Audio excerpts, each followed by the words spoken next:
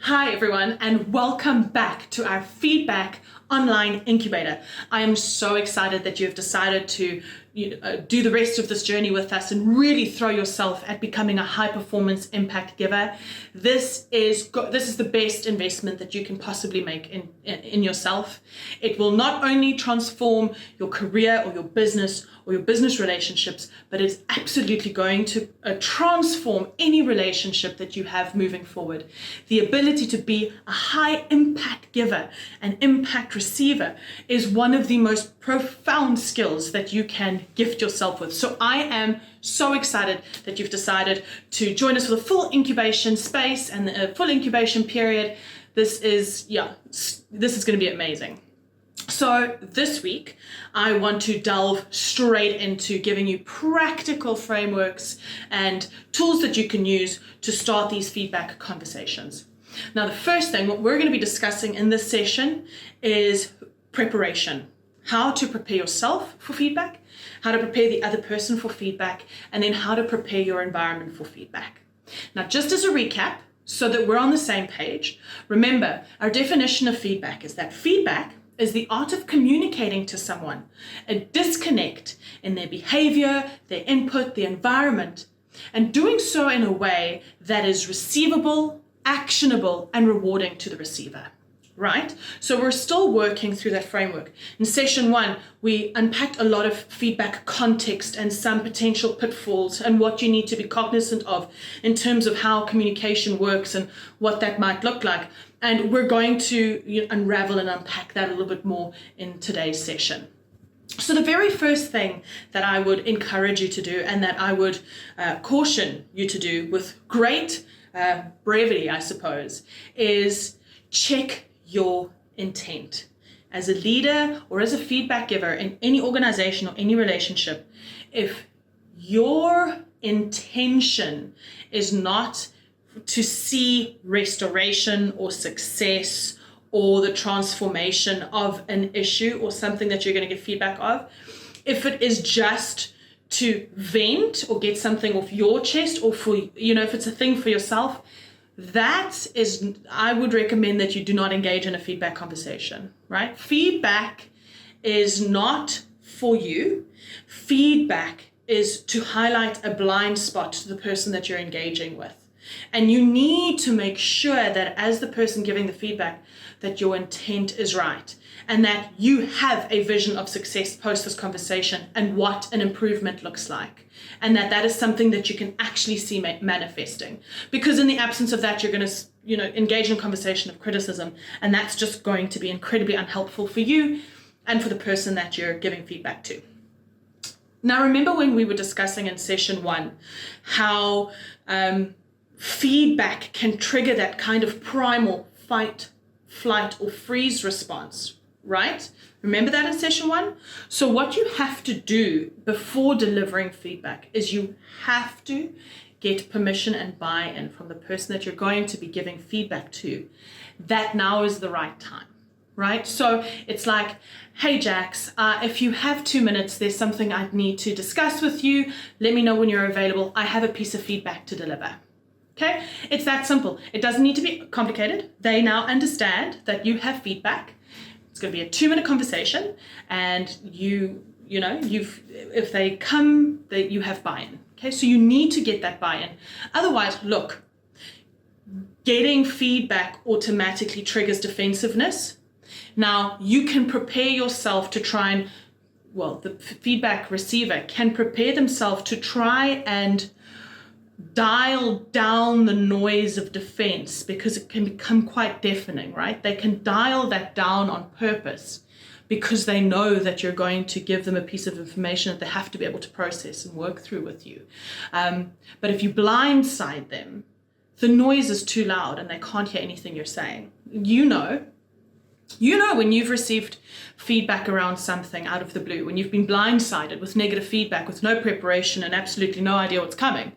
How receptive have you been? How receivable and rewarding and actionable was that feedback? No, it triggers defense, right? So you have to know that creating the environment that will produce a successful feedback session is your responsibility.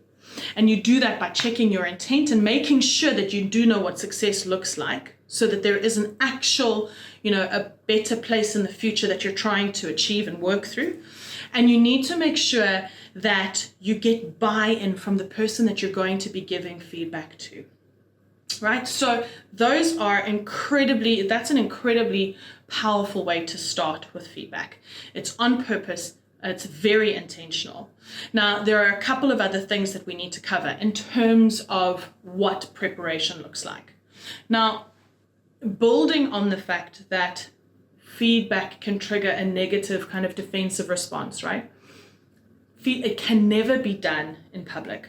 I can't tell you how many times I've sat in meetings or workshops or in teams where leaders have given negative feedback to a person or persons in front of the whole team. And it is not just ineffective, because I can guarantee you no one is listening. Like, the people that are being given feedback to are absolutely not listening to the feedback. They are dying in embarrassment and thinking 10 million things about what others must be thinking. So it's so ineffective. It doesn't put the leader in any great kind of position for the lack of emotional, regulation. And it most certainly makes the room uncomfortable. So do yourself a favor and never give negative feedback in public. Just don't do it. You de-edify yourself as a leader. You discredit yourself. And it just sabotages and tanks the entire objective and the entire thing that you're trying to do. Okay? So never feedback negatively in public. Then I also want to highlight that feedback has to be timeless, right? So in creating this environment where feedback is receptive, you cannot wait months post-event or post-disconnect in order to give feedback. So you have to make sure that your feedback is timeless, so it's relevant.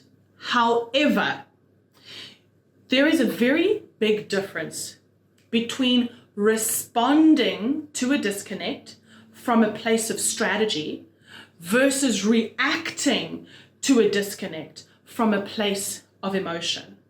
And this, guys, is a massive minefield and a massive tripwire for leaders. We work in high intensity environments with loads of pressure, loads of relational pressure, and very often those disconnects can trigger an emotional reaction. But the second you react from emotion as opposed to responding from strategy, you've lost credibility. And you're going to have to take a while to build back that relational equity, right? Which is just unhelpful. So before delivering any feedback, check your intent, prepare the other person, but make sure that you are responding from a strategic position and that you're not reacting from an emotional point of view. So just remember, we are feeding back from a place of strategy, and we're responding from a place of strategy. We're not reacting from a place of emotion. So it's incredibly important that as a leader you understand, and as a feedback giver, that is something that you take serious. Now, I just want to land this session, and in terms of preparation, one of the things that you're really going to have to be able to master is making the feedback about the behavior, the input, or the environment, and that disconnect, and not about the other person's character. That becomes really tricky in highly charged emotional conversations, right? But it is, and so much more imperative then, that you do not attack character. It is one of the most unhelpful ways to engage in a feedback session, and you will not move past the initial conversation. So it's very important And in your reflection post this session, I'm going to ask you to create some examples for yourself of what a character piece of feedback or criticism is versus what feedback around behavior or input or the environment could look like. And it's important that for you do that work so that you can start to change your language and only leverage language that is really helpful in landing the feedback. So in closing, just to give you the highlight reel, right? It's important to prepare yourself, check your intent, make sure that you get the other person's buy-in, that they are prepared, that you are not going to have to deal with unintentionally triggered offenses, that you are able to create an environment that is safe, that they can hear your feedback in, which means it's private, it's not in front of a room of people. There is no way anyone can hear feedback if you're delivering it in a crowd of people. And I don't think that you would want feedback delivered to you in a crowd, right? It's important to feedback about the behavior and not the character. And it's important to respond from strategy and not react from emotion when we are talking about disconnects and when we are trying to deliver the feedback. So in terms of preparation, this is going to set you up for success. In the next session, we're going to be working through the actual feedback conversation and kind of what those pitfalls could be and what are helpful things for you to keep in mind. But for this week, I want you to go to your workbook. There again are some reflection questions. There are some exercises to help you land and clarify for yourself the difference between criticism and healthy feedback and how you can create environments that set you up for the best feedback sessions ever, and how you can set yourself and others up to really lean into feedback. Guys, I'm so excited that you are here for the full incubation space in terms of our, the art of feedback. It is going to be a cracker. So I will catch you in session 3 where we talk about the tough love convos.